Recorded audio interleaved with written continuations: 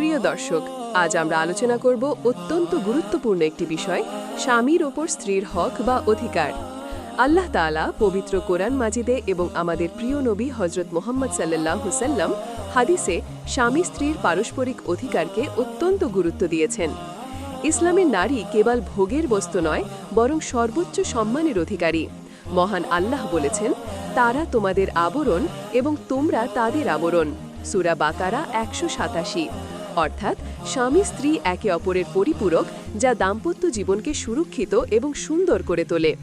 প্রিয় নবী সাল্লাল্লাহু সাল্লাম বলেছেন, তোমাদের মধ্যে সেই ব্যক্তি উত্তম যে তার স্ত্রীর নিকট উত্তম। এর মাধ্যমে স্ত্রীর অধিকারের ভিত্তি স্পষ্ট হয়। স্বামীর ওপর স্ত্রীর প্রথম গুরুত্বপূর্ণ হক হল তার আর্থিক অধিকার।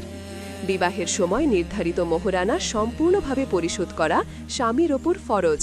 এটা স্ত্রীর একান্ত নিজস্ব সম্পত্তি। আল্লাহ তাআলা বলেন, আর তোমরা স্ত্রীদেরকে তাদের মোহর দিয়ে দাও খুশি মনে। সূরা নিসা ৪।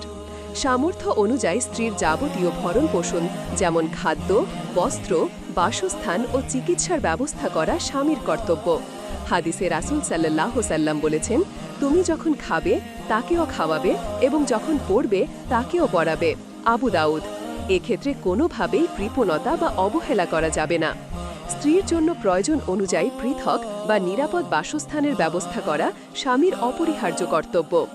এমন একটি স্থান যেখানে সে স্বাধীনভাবে ও স্বাচ্ছন্দ্যে থাকতে পারে এবং তার ব্যক্তিগত জিনিসপত্র নিরাপদে রাখতে পারে।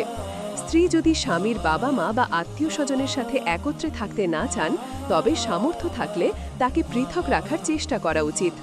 আল্লাহ তাআলা বলেন, তোমরা স্ত্রীদের জন্য তোমাদের সামর্থ্য অনুযায়ী নিজেদের ঘরে বাসস্থানের ব্যবস্থা করো। সূরা তালাক ৬। শারীরিক অধিকারের চেয়েও বেশি জরুরি হল মানসিক ও চারিত্রিক অধিকার।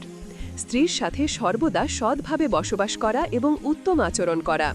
আল্লাহ তাআলা বলেন, তোমরা তাদের অর্থাৎ স্ত্রীদের সঙ্গে উত্তম আচরণ করো। সূরা নিসা ১৯। তার প্রতি সুধারণা পোষণ করা, রাগ বা কষ্টের সময় ধৈর্য ধারণ করা এবং অবসর সময়ে স্ত্রীর সাথে গল্পগুজব করা ও তার মনের কথা জানার চেষ্টা করা।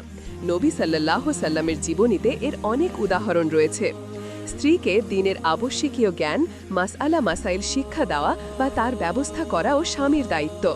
যদি কোনো স্বামীর একাধিক স্ত্রী থাকে, তবে তাদের মধ্যে থাকা, খাওয়া ও রাত যাপনের ক্ষেত্রে পূর্ণ ন্যায় বিচার করা ফরজ। স্ত্রীর একটি গুরুত্বপূর্ণ অধিকার হল তার শারীরিক চাহিদা পূরণ। স্বামী স্ত্রীর একে অপরের কাছ থেকে সারি তরিতায় মানসিক ও শারীরিক তৃপ্তি লাভের অধিকার আছে। এই ক্ষেত্রে স্ত্রীকে অবহেলা করা বা কষ্ট দেওয়া ইসলামে নিষিদ্ধ। স্ত্রীকে বিনা কারণে প্রহার করা, গালি দেওয়া বা তার সাথে অসৎ আচরণ করা সম্পূর্ণভাবে হারাম। রাসূল সাল্লাল্লাহু সাল্লাম বলেছেন, তোমরা তাদের চেহারায় প্রহার করবে না এবং অসৎ আচরণ করবে না। আবু দাউদ। স্ত্রীর ব্যক্তিগত নিরাপত্তা ও ইজ্জতের হেফাজত করা স্বামীর একান্ত দায়িত্ব। প্রিয় দর্শক, দাম্পত্য জীবন আল্লাহর পক্ষ থেকে এক বিশাল নেয়ামত।